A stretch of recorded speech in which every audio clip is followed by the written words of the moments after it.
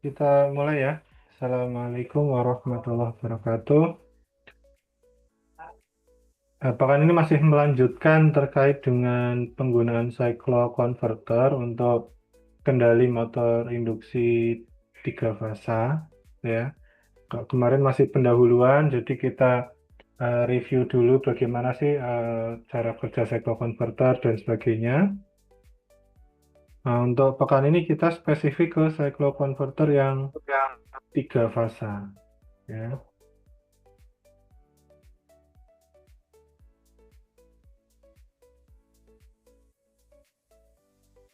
Oke. Ya, kalau kemarin sudah kita sempat singgung ya, cycloconverter ini satu kerugian yang paling menonjol itu adalah dari sisi kompleksitasnya, ya. Karena apa? Kalian bisa lihat di sini ada eh, kemarin berapa sih jumlah tiristornya? 6 kali 2 kali 3, 36 ya. Satu fase itu butuh 12, ya. Nah, ke 36 tiristor ini semuanya harus kita kontrol ya, sehingga memang perlu teknik pengendalian yang lebih kompleks ya. Nah, namun terkait dengan eh, pengendalian itu kalian sudah pelajari di elektronika daya mungkin ya, bagaimana mengatur eh, gate ya, entah itu thyristor atau MOSFET atau IGBT gitu ya, tergantung jenis konverternya. Nah, jadi kerugiannya ya di situ, di sisi kompleksitasnya. Nah, di TPML kita akan lebih banyak menyinggung terkait dengan efeknya terhadap motor yang dikendalikan.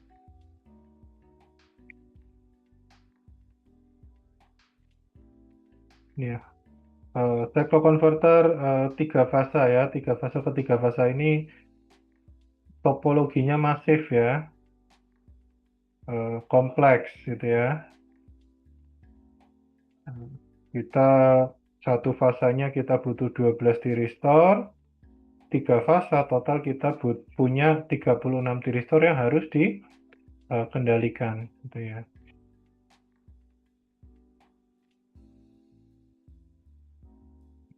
Hmm. Mengendalikan 36 tiristor ini bergantung pada titik potong fasa tegangan input gitu ya. Nah, ini merupakan tantangan besar nih ya, karena kita harus benar-benar memperhatikan kapan masing-masing tiristor itu dinyalakan gitu ya, firing angle-nya berapa. Tantangannya di situ. Ya. Tentunya untuk sistem yang sensitif, ya kita harus benar-benar detail gitu ya, sudutnya detail. Karena bisa jadi perbedaan 1 derajat penyalaan saja bisa efeknya fatal gitu ya, kalau sistemnya untuk sistem yang sensitif.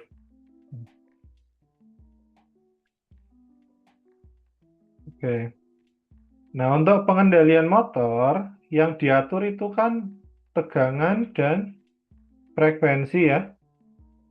Nah, frekuensinya ini diatur dengan mengubah kecepatan siklus pergantian antara grup positif dan negatif. Jadi kalau kalian frekuensinya mau apa namanya, dibagi dua lah, tadinya 50 mau dibuat 25 Hz gitu ya.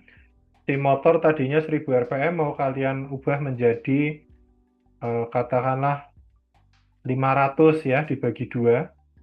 Berarti ya nanti kalian harus ini ngambil dua fase yang berurutan gitu ya. Gimana gambarnya ya. Jadi diambilnya dua-dua ya, kayak ginilah.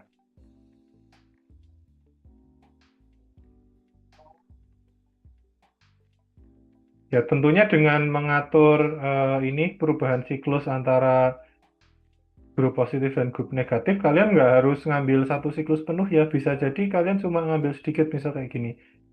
Ini satu diambil, nanti yang satunya kalian cuma ngambil secuil. Nah, sisanya di mana? Sisanya diambil di bawah ini.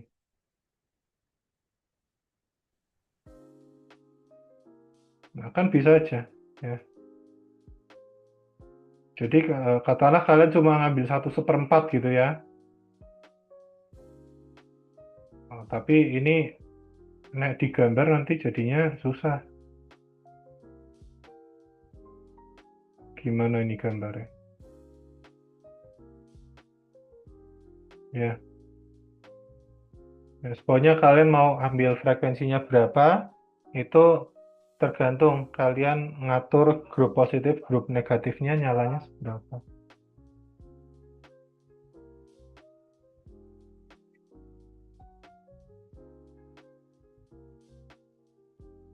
Kemudian tegangan diatur dengan memodulasi sudut tembak atau firing angle ya, firing angle. Nah, firing angle itu misalnya supaya gambarnya gampang, ini saya ambil 22 ya.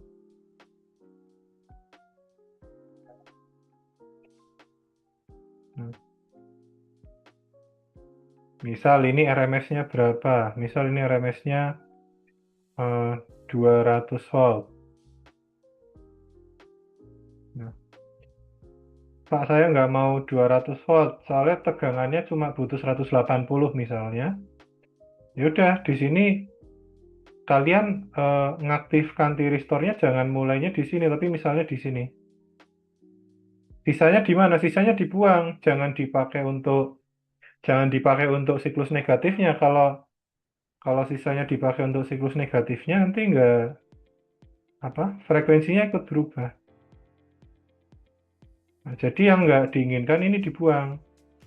Jangan kalian ambil di sini, ya. Jangan diambil si negatif. Kalau diambil si negatif, nanti frekuensinya berubah lagi, ya.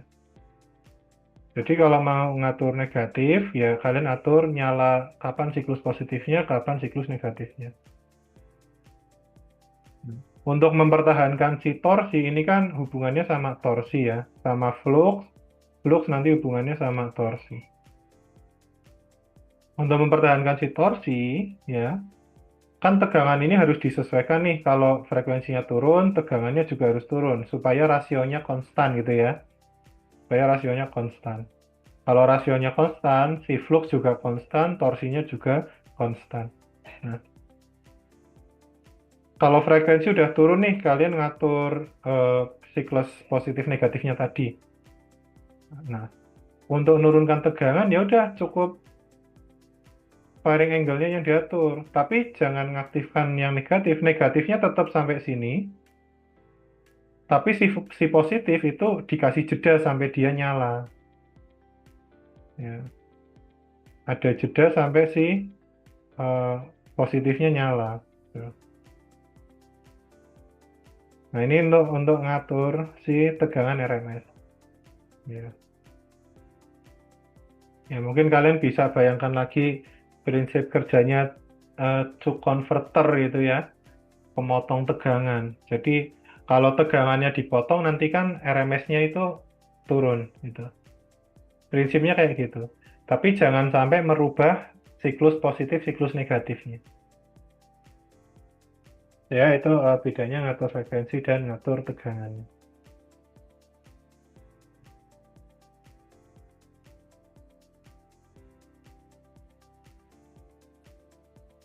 Sama dengan inverter standar, siklokonverter bisa menjalankan kontrol VF konstan ya. Kontrol VF konstan atau kontrol skalar agar flux motor tetap nominal ya. Flux motor tetap nominal berarti tetap stabil ya, nggak berubah flux motornya.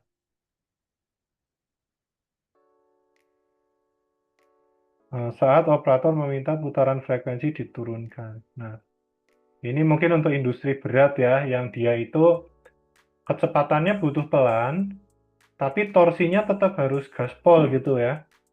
Kayak mungkin conveyor di tambang-tambang besar, misalnya kayak gitu. atau crane ya, crane yang untuk bangun gedung besar itu. Nah, itu kan geraknya pelan-pelan, tapi kan torsinya harus gaspol gitu ya. Nah, di sini rasio antara VF-nya harus dibuat konstan gitu.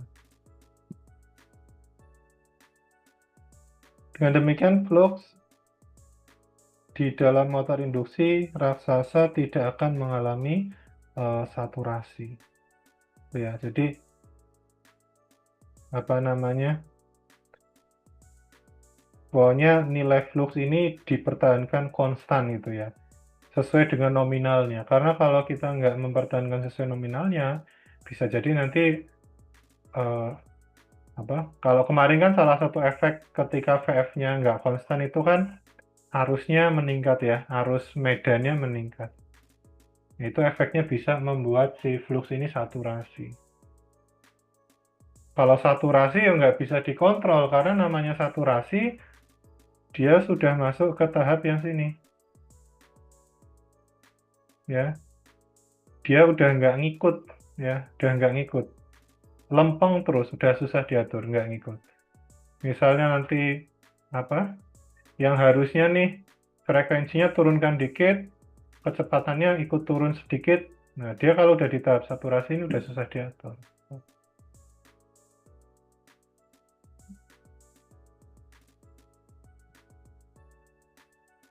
Gitu ya. Efek saturasi juga mungkin kalian bisa lihat di penggunaan MOSFET ya. Kalau anak power nih, MOSFET itu kan seringkali dipakai hanya untuk saklar ya. Saklar itu mainnya di saturasi, pokoknya mentok atas atau mentok bawah. Tapi kalau yang konsentrasi elektronika yang arus lemah, MOSFET atau IGBT atau transistor yang lain, itu mainnya tuh di sini. Bukan di area saturasinya, di area yang, aduh saya lupa namanya. Ya. Pokoknya di area sini lah. Karena dia, kenapa dia main di area sini? Misalnya, anak LK merancang audio speaker gitu ya. Speaker kan harus bisa diatur kapan dia suaranya keras, kapan dia suaranya rendah. Nah, itu mainnya di sini. Saklarnya putar ke kiri dikit, ya nanti volumenya turun misal. Ya. Knobnya diputar ke kanan sedikit, misalnya nanti volumenya naik lagi. Nah, mainnya tuh di area sini. Kalau anak power biasanya lebih sering main di area saturasi, karena biasa dipakai untuk saklar. Tapi itu kasusnya saklar ya. Kalau motor nggak bisa kan, motor ini dipakai tujuannya supaya bisa diatur. Gitu. Jadi jangan sampai dia masuk ke wilayah saturasinya. Gitu. Jangan sampai si flux ini dia saturasi.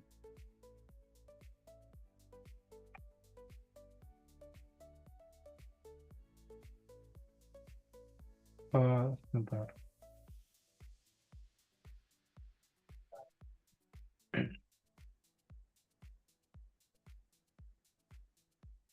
Oke, sebentar ini kok kosong banyak ya.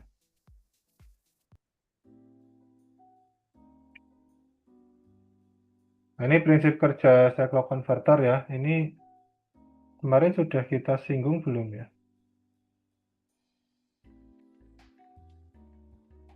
Terdiri dari dua set penyearah ya, yang terkendali ya, yang terkendali. Makanya pakai thyristor.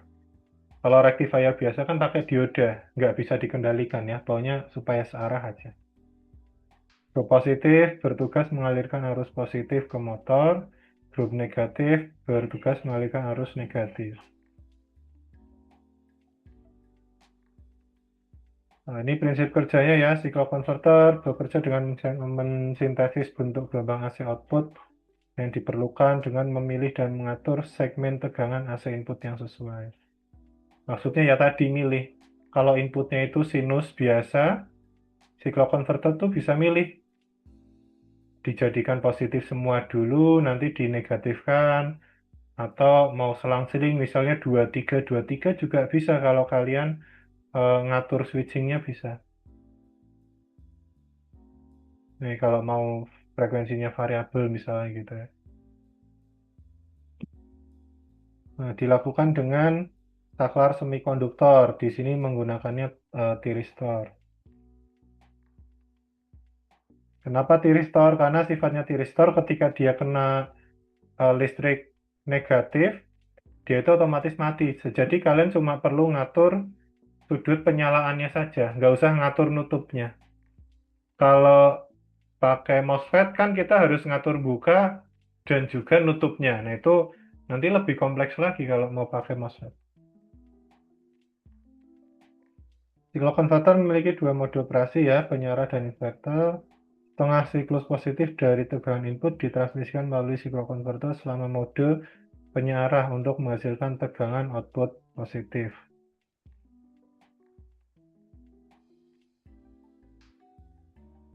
Setengah siklus negatif dari tegangan input dilewatkan untuk menghasilkan output negatif dalam mode inverter. Siklokonverter dapat membuat bentuk gelombang keluaran bertahap dengan frekuensi yang berbeda dari bentuk gelombang masukan dengan menyesuaikan sudut penyalaan tiristor. Urutan yang mana tiristor diaktifkan memastikan bahwa segmen tegangan yang benar dipilih dari bentuk gelombang input untuk menghasilkan bentuk gelombang output yang diperlukan. Untuk mempertahankan tegangan dan frekuensi output RMS yang tepat, rangkaian kendali menganalisis bentuk gelombang input dan output dan menentukan sudut penyalaan yang diperlukan.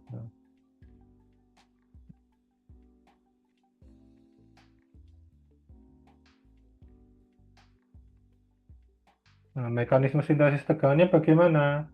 Nah, pertama, mikrokontroler mengatur sudut penyalaan dari tiristor. Jadi ngatur kapan tiristornya mau nyala. Grup positif diaktifkan untuk beberapa siklus penuh frekuensi input ya. Kalau ya ini tergantung dia mau menurunkan frekuensinya jadi berapa. Kalau mau dibuat setengah yaitu ambil satu bukit satu lembah gitu. Satu bukit satu lembah dinaikkan, nanti satu bukit diturunkan, tambah lembah berikutnya. Kemudian dimatikan dan grup negatif diaktifkan untuk beberapa siklus berikutnya. Ya. Ini maksudnya ya tadi yang sudah beberapa kali saya gambar ya. Kalau mau nangkep dua-dua berarti harusnya kan positif terus negatif. Nah, dia jangan sampai negatif, diambil lagi oleh si grup positif. Naik. Terus yang ini kan harusnya ke bawah, berarti selanjutnya harusnya positif. Nah, dia malah diturunkan oleh si grup negatif. Ya. Jadi satu gelombang yang di tengah ini separuh diambil untuk positif, separuh diambil untuk negatif. Potongan-potongan tegangan dari siklus 50 Hz digabungkan menjadi satu gelombang berfrekuensi rendah. Ya, ya ini memang bentuk gelombangnya nggak bagus itu ya. Tapi ya dia tetap dihitung listrik AC meskipun gelombangnya nggak bagus.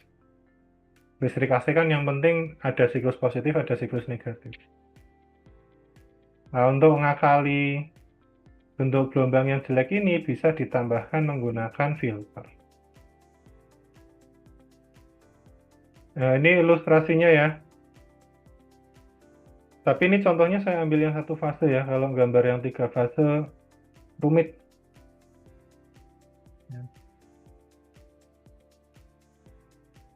Jadi satu gelombang diambil untuk positif, satu gelombang diambil untuk negatif, satu gelombang diambil untuk positif lagi, nanti untuk negatif. Nah, kalau frekuensi aslinya 50 Hz, frekuensi outputnya berarti dia menjadi 25 Hz. Ya.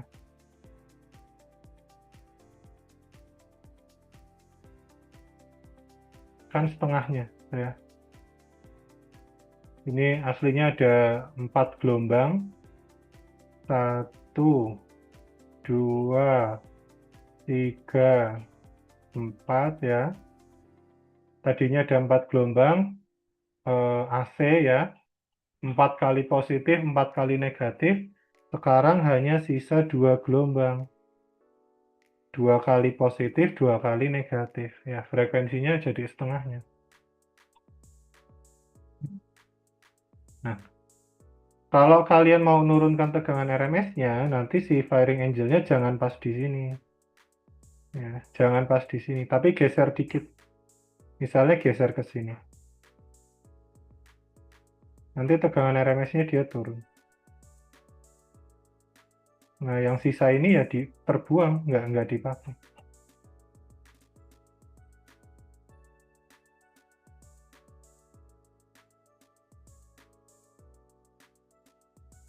Ya.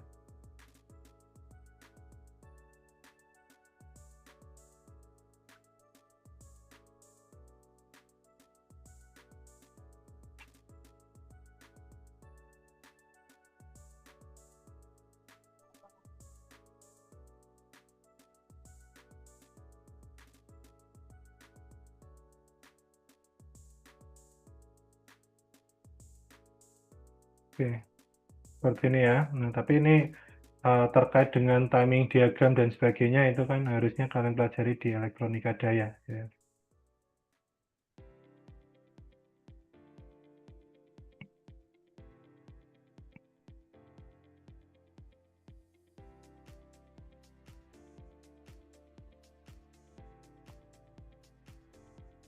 Nah, ini macam-macam cycloconverter tergantung sumber dan motor yang mau dikendalikan.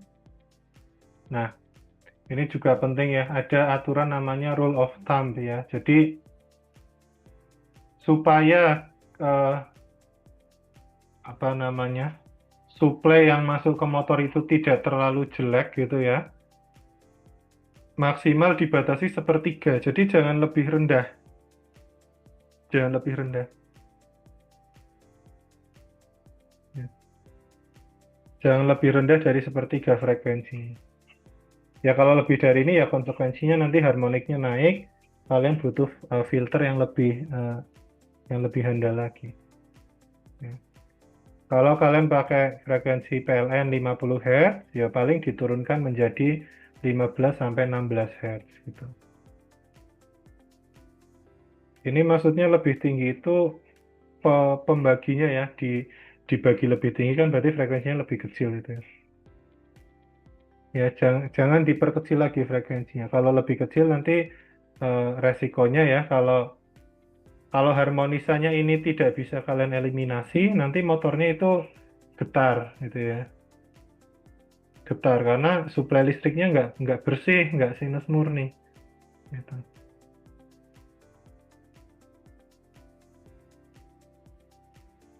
Oke.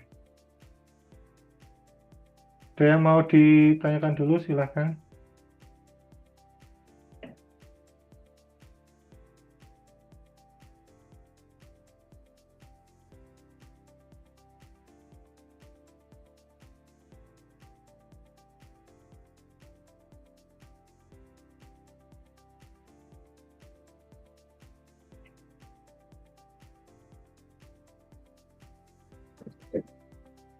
Izin tanya Pak, Ya. untuk QTS-nya itu ada kisi-kisinya nggak Pak? Cycloconverter. Ya, pokoknya kalian pelajari cycloconverter. Oh iya, terima kasih Pak. Oke.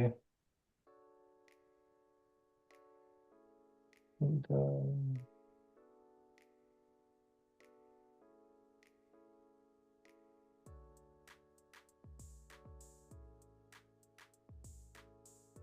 Ya, untuk tes materinya hanya cycloconverter ya. Yang materi sebelumnya penilaiannya menggunakan tugas. Yang belum mengerjakan tugas segera diselesaikan ya. Pengumpulan tugas saya tutup tanggal 2 Mei kalau nggak salah. Sudah saya setting setelah tanggal 2 Mei nggak bisa mengumpulkan tugas lagi.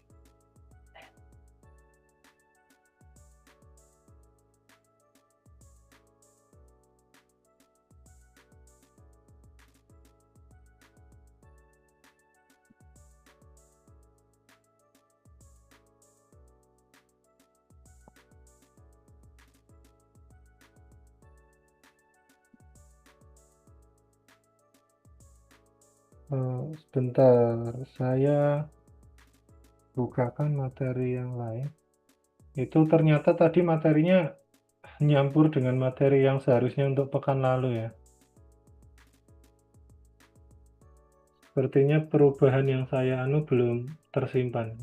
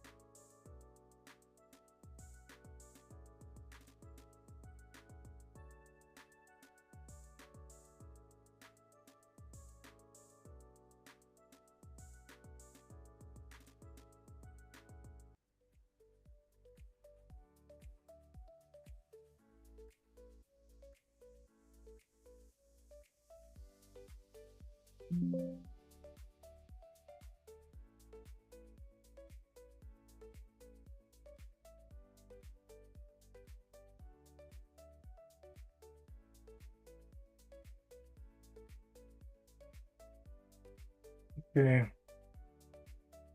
kita lihat ada yang berbeda nggak ya? Ini pengantar sudah disampaikan pekan lalu.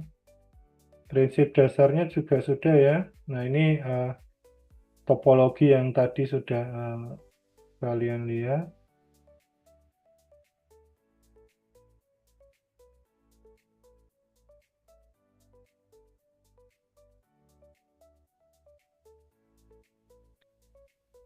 Kemarin kelemahan kelebihannya sudah ya. Jadi kelemahannya ya tadi itu karena dia kompleks. Kemudian karena switchingnya banyak, harmoniknya juga bisa tinggi gitu ya.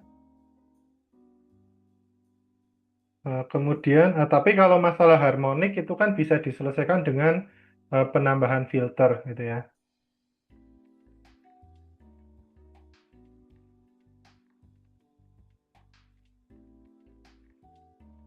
Nah, ini jenis cycloconverter yang tadi juga sudah ada ya. Satu fasa ke satu fasa untuk apa?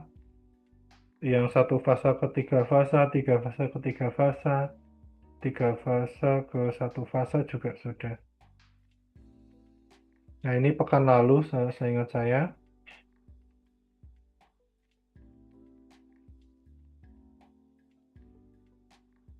Nah, ini yang belum ya. Ini di layar ada coretan, saya nggak tahu ngilanginnya gimana. Oke, jadi ini ada blok diagram, gambaran bagaimana cycloconverter dihubungkan ke motor induksi tiga fasa. Gitu ya. Jadi ada sumber tiga fasa, sumber tiga fasanya kita inputkan ke cycloconverter. Nah, cycloconverter ini untuk ngatur kita mau motornya dia muter berapa RPM. Ingat ya, cycloconverter ini bisa menurunkan frekuensi saja ya, menurunkan tegangan saja, tidak bisa menaikkan tegangan. Dan misalnya ini induktornya motor induksinya mau 15 RPM saja, misalnya seperti itu. Berarti nanti frekuensinya diturunkan supaya rasio VF-nya tetap, tegangannya juga diturunkan. Outputnya dihubungkan ke motor induksi. Di motor induksi apa yang disensing? Yang disensing itu posisi rotor, ya. Posisi rotor position sensor. Jadi sebenarnya yang disensing itu adalah sudut rotornya.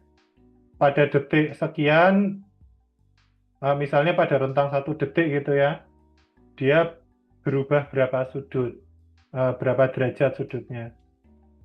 Ya. Nah, nanti posisi itu yang dikonversi menjadi kecepatan gitu.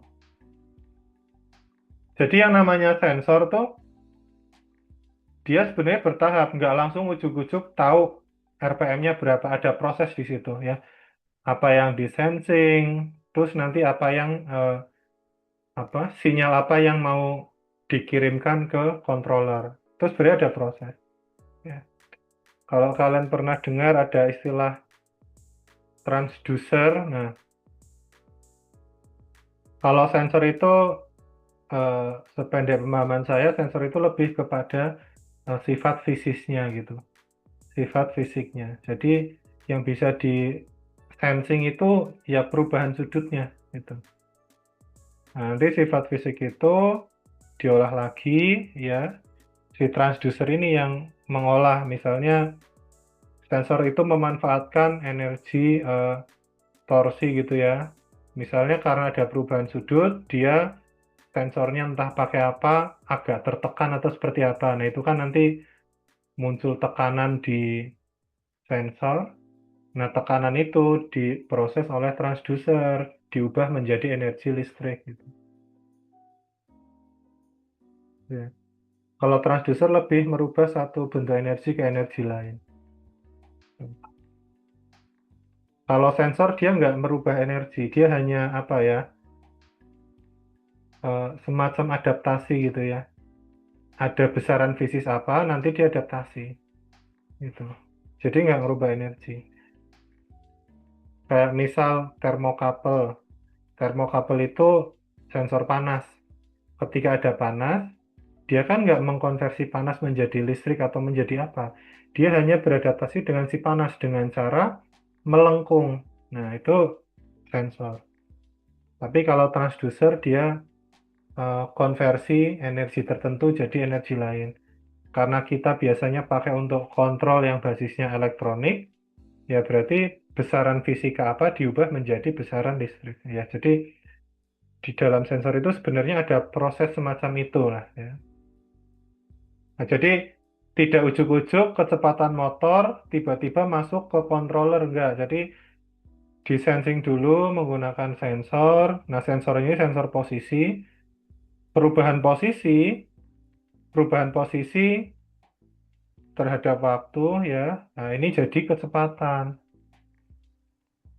Kecepatan ini masuk ke controller ya. Di controller ini ngatur apa? Ngatur varying angle ya.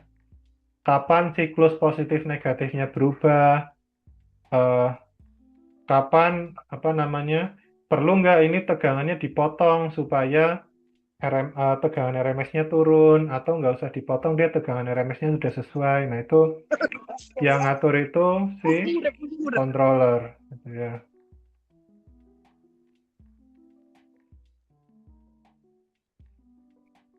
Nah ini sedikit gambaran gitu ya. Nanti kalian pelajari juga gitu ya.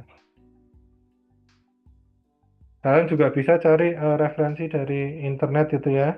Nanti di-compare dengan apa yang sudah saya sampaikan. Kalau ada perbedaan yang signifikan nanti bisa kita diskusikan ya. Karena bisa jadi saya yang keliru juga gitu ya. Jadi kalau kalian nemu ada pernyataan saya yang apa namanya kontradiktif itu ya, bisa nanti kita diskusikan lebih lanjut.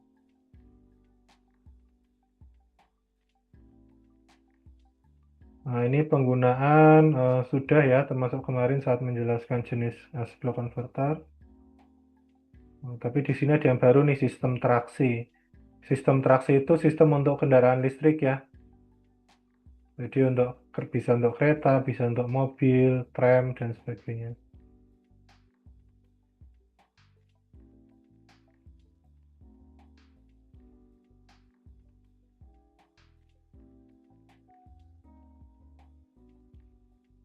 Dia juga jadi pilihan utama untuk VFD ya, Variable Frequency Drive, tapi yang high power, yang dayanya tinggi.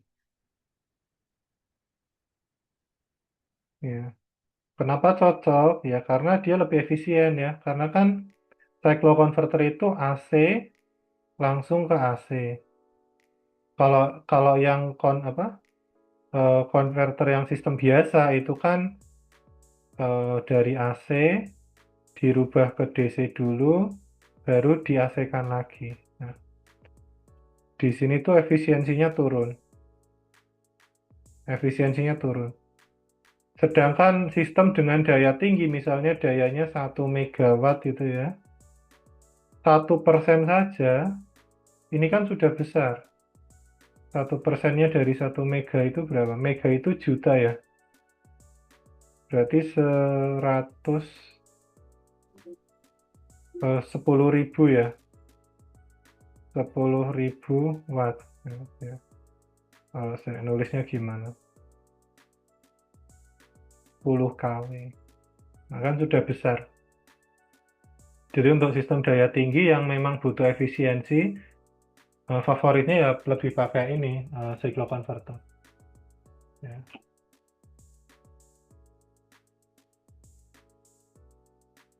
Oke, semoga bermanfaat. Terima kasih sudah mengikuti kelas ya.